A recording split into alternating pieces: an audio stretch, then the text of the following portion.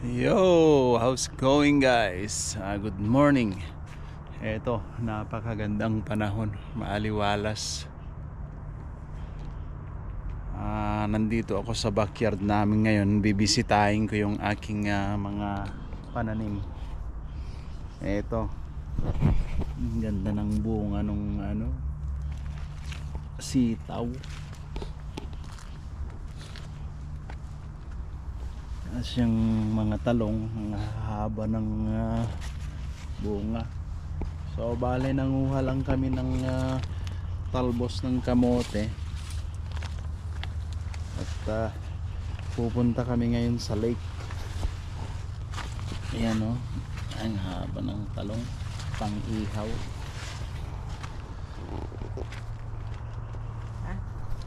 Tapos yung mga siling pang pakbet yan guys, hindi siya maanghang. Ang ganda ng bunga, talagang malulusog sila, sariwa. So pupunta kami sa lake ngayon at magpipishing kami, boating, at magluluto na rin kami ng masasarap na pagkain dun, almusal at saka lunch. Kung may mahuhuli kami, yun lulutuin na rin namin dun. So yung kinuha naming talbos ay dadalhin namin dun guys, at lulutuin namin. So samahan nyo kami sa aming exciting adventure ngayong araw.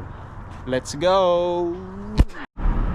We are on our way to Pass Lake. Kakanan tayo rito.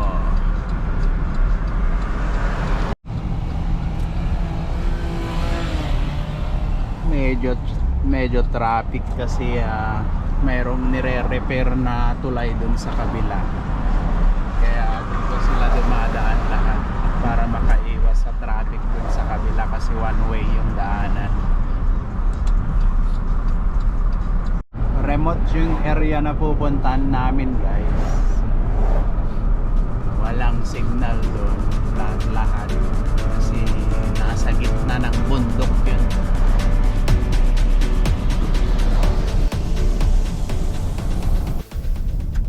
Tapos medyo rough road yung daanan. Napakaganda guys, ang talas ng bundok ko, pero walang kahoy.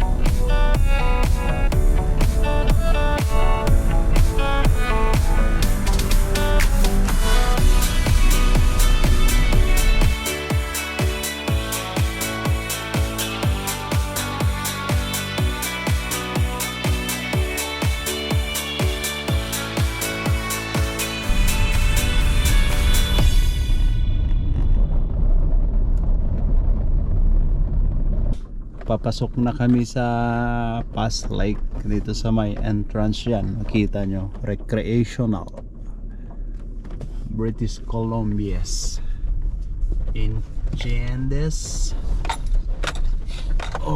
Medyo bumpy lang ang daanan. Tapos yung pababa, medyo malamig na dito guys kasi nasa 13 degrees na yung temperature. Tingnan nyo naman ang tataas ng kahoy.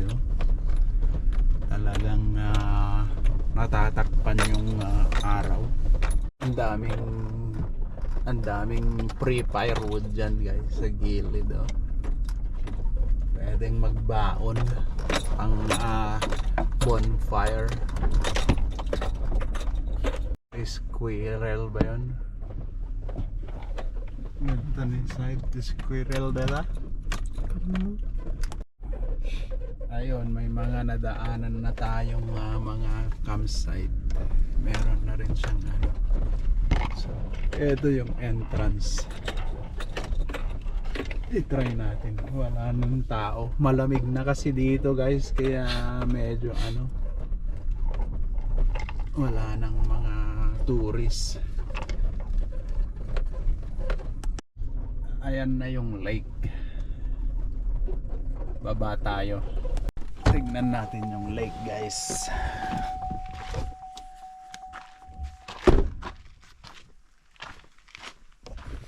Medyo malamig, chilly. Napakalinaw ng tubig. Maaliwalas. Napalibutan siya ng matataas na bundok. So bale yung mga ice na naiipon dyan sa mga bundok pagka during winter, pag spring na, natutunaw, pumupunta lahat dito sa may lake. Maganda. So meron akong dalang bear spray. Ang paggamit nito is tatanggalin mo lang yung ganyan, tapos pipindutin mo tong niya, tapos haharap mo sa bear. Kailangan natin to, baka mamaya biglang may umatake.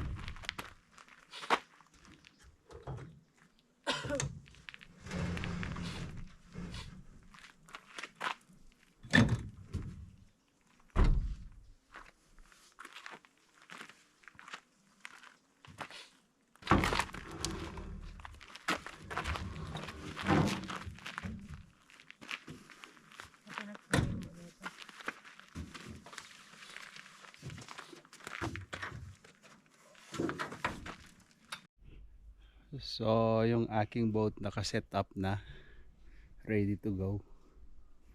Ayan, Lowe yan guys, 1539 yung model nya. Pwede 3 tao, tapos motor na kahit mga 9 horsepower pwede rin. So gagawa muna ako ng kape guys para masaya. Hindi pwedeng walang kape. Kailangan nating mag-almusal bago tayo lulusong sa lake. Tapos may tubig na doon. Nilagyan ko na pang 1 cup. Tapos ilalagay ko na yung kape. Ayan. Tapos isasara mo na yun, saka isa lang. Pag kumulo yung pressure ng tubig, tataas, lalabas dito sa may butas na yan. Ready na yan.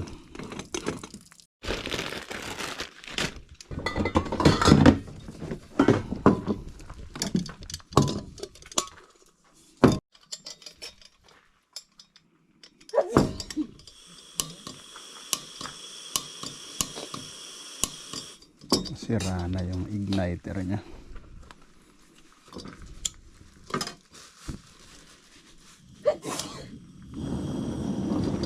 Ayan.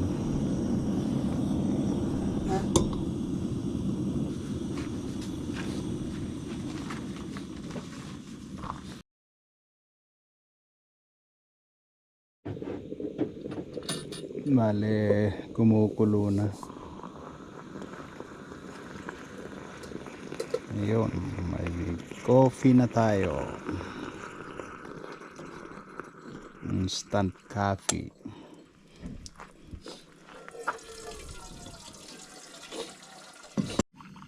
Plus creamer. Ooh.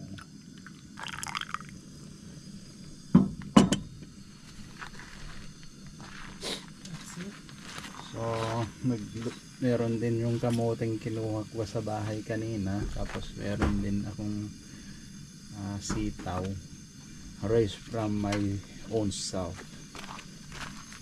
Tapos magluluto kami ng noodles guys with egg yan para masustansya.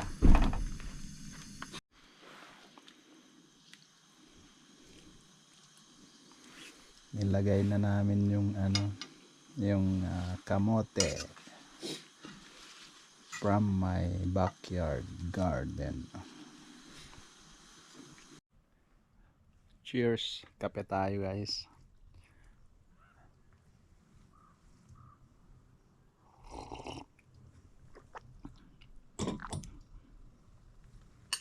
Pwede na ring mag-almusal. Luto na yung ating noodles con talbos ng kamote at sitaw. Nutritious. Tapos ganito yung view mo guys, oh.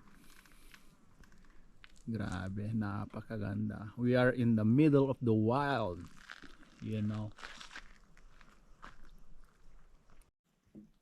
Kain na tayo guys, oh, noodles.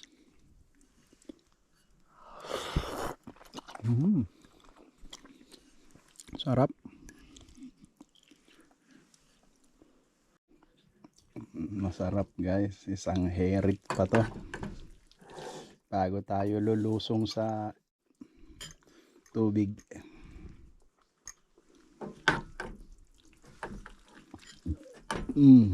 Busog ako.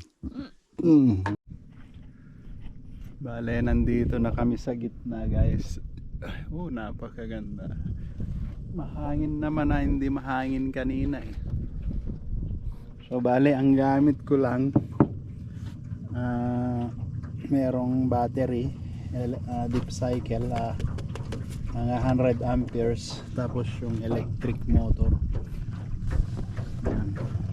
Yung maximum capacity niya 7 kilowatt na motor. Bagbigas naman 10 HP. Tapos pwede yung tatlong tao. 12 feet lang tong haba niya, yung boat. Enjoyin natin yung guys, nature. Napakaganda. Medyo mahangin na kanina. Napakaganda ang paligid guys. Napakatahimik. Walang ibang tao dito, kami lang ngayon, oh. Naglalandingan yung mga bibi. Touchdown.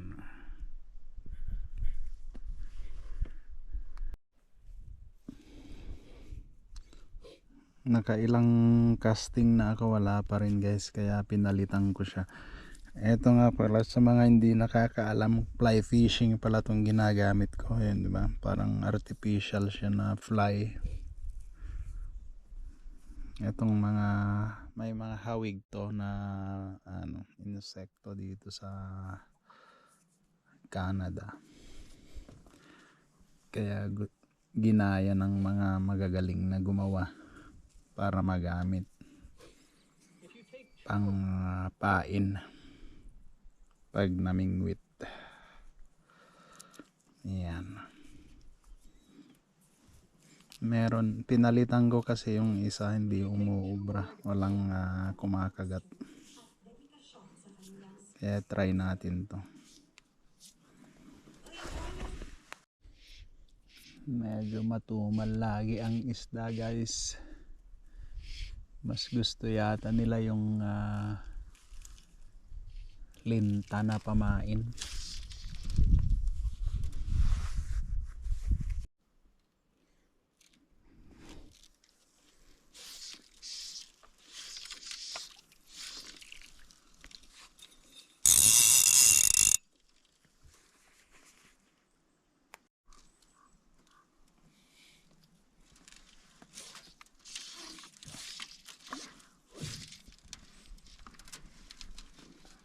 Matumal guys, talagang diet yata yung mga isda.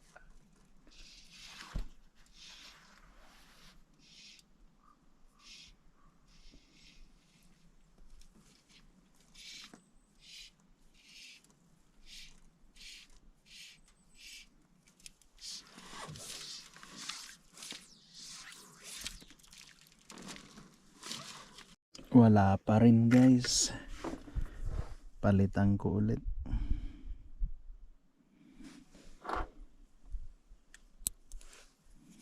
Subukan natin tong isa. Ayan. Parang langaw.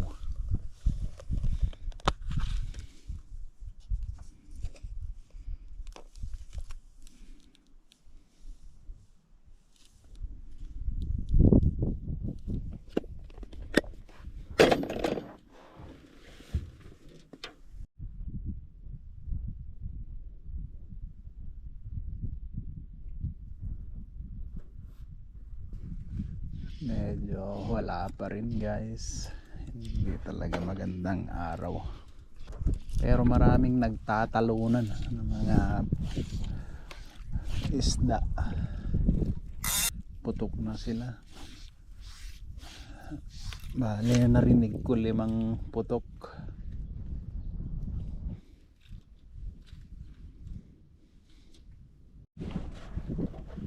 So, wala talaga guys. Mga 2 oras kami dito walang kumakagat. Kasi yung mga pain na ginamit ko is puro artificial.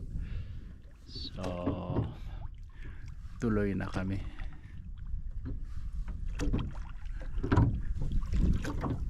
Pupunta na kami sa Pangpang. Napakaganda guys. Yan.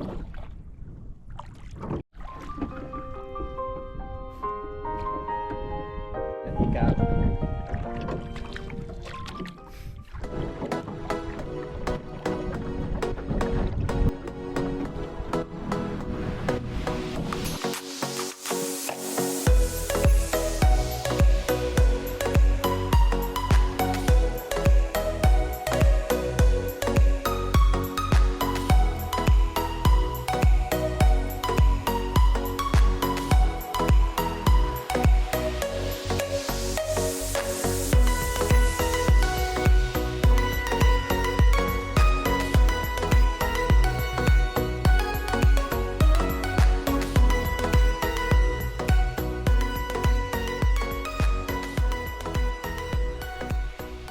Eto guys, naisalpak na namin lahat yung yung boat na itali ko na. Yung gamit namin ayos ko na lahat. Everything's set up there. Boat. So pauwi na kami guys. See you in the next one.